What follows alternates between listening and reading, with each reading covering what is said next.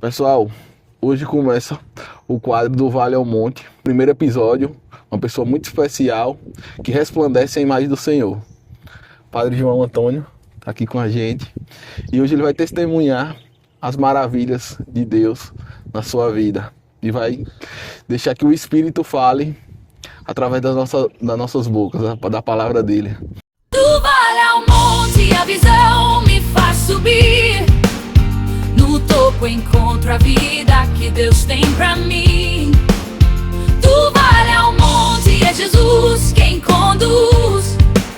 Ele rasgou o véu e me encheu de luz.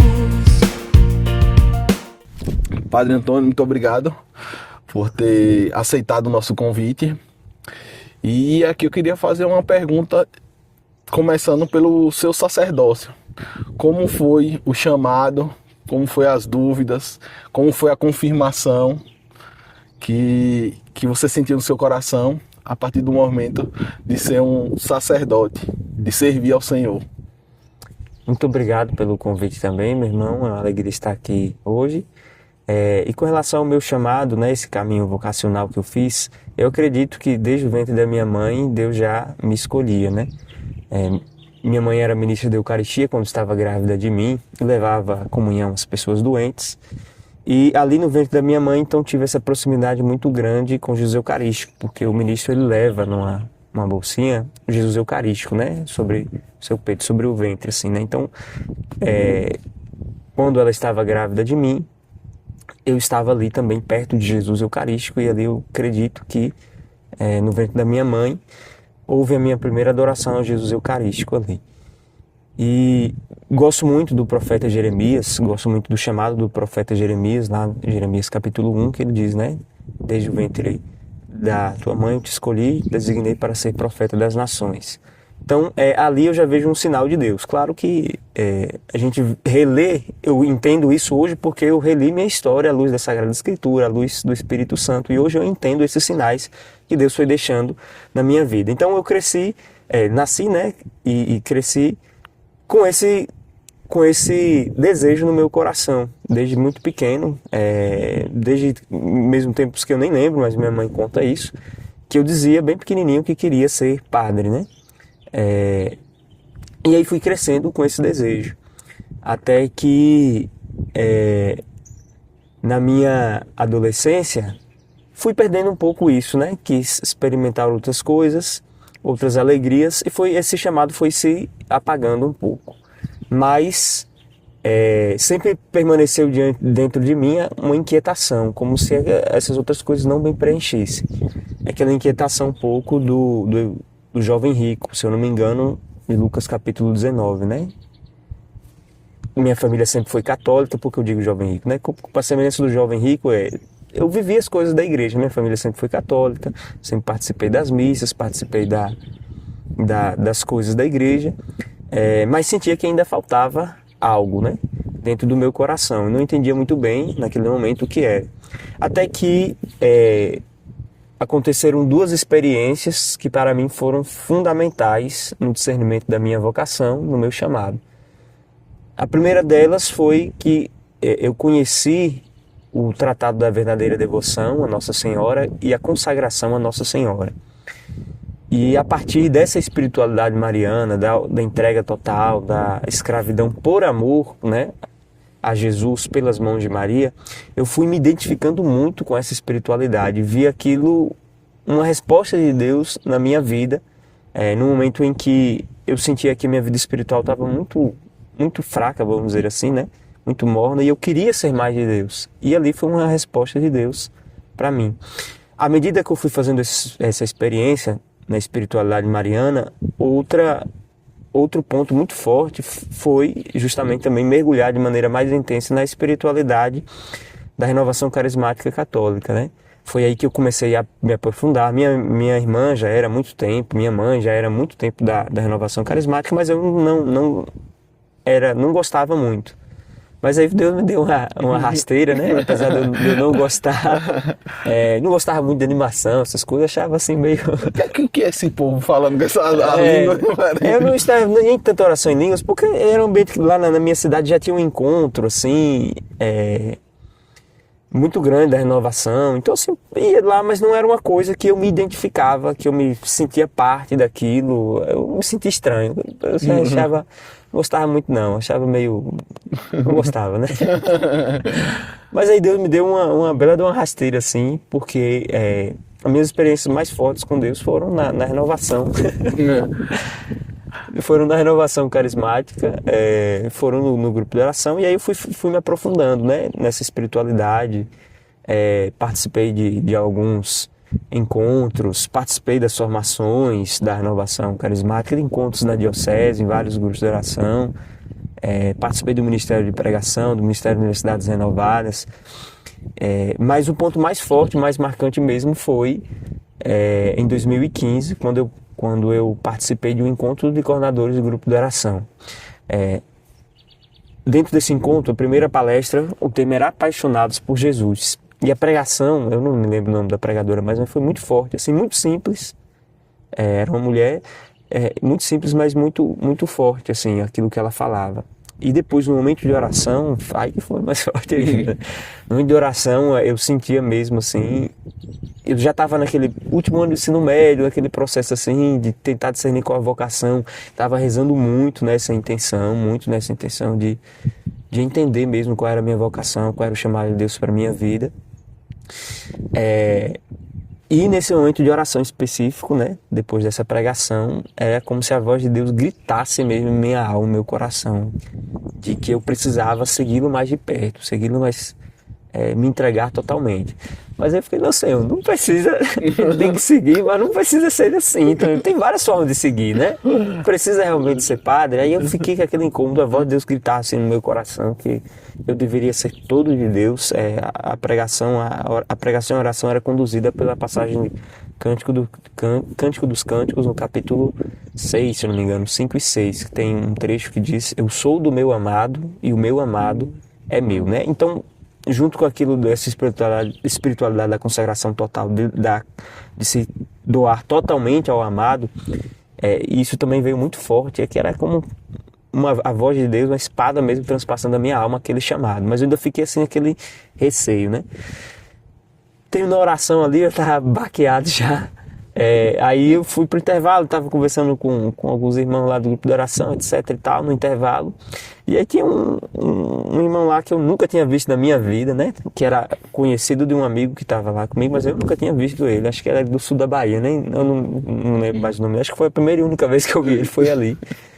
E ele falou assim: meu irmão, assim, do nada, a gente tá conversando outras coisas, mas do nada ele virou para assim: meu irmão, eu não sei porquê, mas eu sinto no meu coração e vejo, Deus está me pedindo para te dizer que eu vejo em você a figura de Cristo sacerdote. Quando ele falou, eu falei, para, que dá foi mesmo que dá um murro assim na minha alma. Eu falei, tem mais como negar não.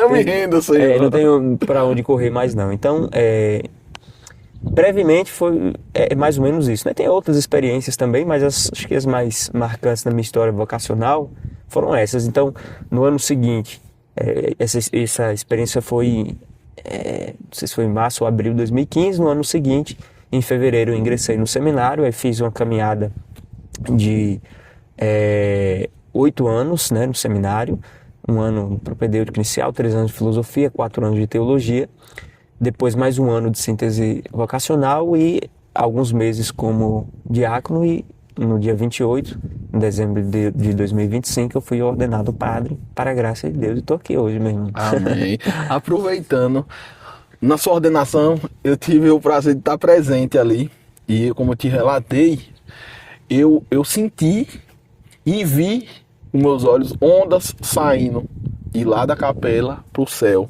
E me veio a passagem que tudo que é ligado na terra é ligado no céu. Você tem como falar um pouquinho mais sobre essa experiência que eu vivi, essa onda indo, só que não entendi assim, entendi desentendendo. Você vai me explicar melhor. Jesus diz isso 2 vezes, né? No Evangelho de São Mateus, capítulo 16, e depois, se eu não me engano, lá por volta do capítulo 18 a 20, eu não me recordo. Ele diz isso primeiro a Pedro, dando esse poder das chaves a Pedro, de ligar e desligar, e depois ele fala aos apóstolos, que os apóstolos em conjunto, em comunhão com Pedro, que é que hoje, né, nós temos o sucessor de Pedro, é o Papa, tem esse poder de ligar e desligar, né, de colocar em comunhão e retirar da comunhão da igreja. Aquele momento ali é um momento em que isso se realiza de certa forma, porque o bispo, que é um sucessor dos apóstolos, né, e que também ouviu, os apóstolos transmitiram aquilo que eles ouviram de Cristo também, então ele recebeu dos apóstolos esse poder de certa forma, participado de certa forma. Então naquele momento da ordenação, isso de certa forma acontece. A graça do sacramento, da ordem, é ligado aqui na terra e permanece para toda a eternidade. Uma vez padre, meu irmão, para sempre padre. Deus o livre e guarda, mas se for para o inferno, vai para o inferno padre, né? Porque isso imprime uma marca dentro da nossa alma que nada nem ninguém nesse mundo pode tirar. Assim como o batismo também imprime uma marca na nossa alma que nada nem ninguém desse mundo pode tirar. Claro que aí são sacramentos diferentes, né? A graça sacramental é diferente, a graça que nós recebemos nos sacramentos são diferentes, mas essa realidade, aquilo que Deus ligou, daquilo que Deus concedeu, aquela graça, a igreja inteira ali está reunida numa ordenação, né? Por isso que a gente canta a ladainha de todos os santos ali, a igreja inteira, a igreja visível, aquela igreja que está se reunindo ali no templo, na igreja, mas a igreja que está no céu também está reunida conosco. Então ali é um momento de comunhão, em que aquilo que é ligado ali na terra, esse sacramento que é conferido em favor da comunhão da igreja inteira. Amém. Não sei se deu para entender, se eu falei muito. Deu sim. Você me falando que na sua juventude você saiu e buscou coisas lá fora e via que não lhe preenchia. Hoje nós vemos isso muito na juventude. Esse vazio existencial, né? A falta de propósito, viver por viver, não é? E o que é que isso pode levar à geração e como a pessoa buscar um preenchimento e buscar um propósito de vida? Na verdade, qualquer alegria fora de Jesus, na verdade é uma alegria passageira, é uma falsa alegria, né? Então, às vezes a gente se engana nisso, né? Achando que essas coisas vão preencher o nosso coração, mas o nosso coração tem um buraco de um tamanho infinito, que só pode ser preenchido por alguém que seja infinito, que é Deus, né? Então nosso coração tem sede do eterno, tem sede de Deus, tem sede das coisas que não passam, né? Então se a gente fica buscando saciar a sede do nosso coração com essas coisas limitadas, com essas coisas passageiras, que não necessariamente são ruins, né? É claro que tudo deve ser vivido com moderação, mas se a gente quer buscar isso sem Deus, longe de Deus, contrariamente ao plano de Deus, isso não nos preenche, só nos causa vazio. E aí o vazio com suas consequências, muitas vezes com ansiedade, com angústia, com a tristeza, em alguns casos com a depressão. Por isso que a gente vê muito isso, né? Hoje em dia, nós às vezes estamos sendo direcionados para buscar essas alegrias longe de Deus, fora de Deus. Essas alegrias não vão nos preencher, e aí a gente vê todas essas consequências do pecado dentro do nosso coração, dentro do coração das pessoas, né? E aí a gente tem que entender então que nós somos, como diz Santo Agostinho, nós somos criados para Deus, ou nós somos criados por Deus e para Deus, né? Fizeste no Senhor para vós, e o nosso coração não descansa, não repousa enquanto não encontrar a vós, né? Então, Deus, ele tocou a nossa alma quando nos criou, e o nosso coração sente desejo, saudade desse toque de Deus sempre, né? E sempre não se aproxima de Deus, o nosso coração fica inquieto, não repousa, o nosso coração não se preenche. Então, o propósito da nossa vida é Deus, né? Estar nesse mundo para amar, louvar e glorificar a Deus. Se a gente perde isso de vista, todas as outras coisas que a gente faz podem ser até boas, mas fica sem o fundamento principal. Fica faltando algo. Fica sem o fundamento principal. Santo Agostinho fala muito, não é, padre? De procurava fora o que estava dentro. Exatamente. Né? E eu vejo o Santo Agostinho, eu leio alguns livros que nem Confissões, que são livros que vão uma carta de amor para o Senhor, né? Ele se reconhecendo que ele procurou fora. É como a pergunta, né? Muita gente tá buscando fora o que só encontra dentro. Exatamente, exatamente. E aproveitando, quais são os principais desafios de um padre nessa geração atual? Rapaz, boa pergunta. E para mim é difícil responder essa pergunta, porque eu sou padre novinho, né? É ser ordenado. Então, os desafios ainda eu vou enfrentar muitos ainda, né? Só a experiência eu vou depois poder dizer mais concretamente, mas a gente já pode vislumbrar algumas coisas, né? A gente vê, por exemplo, como você já falou, né?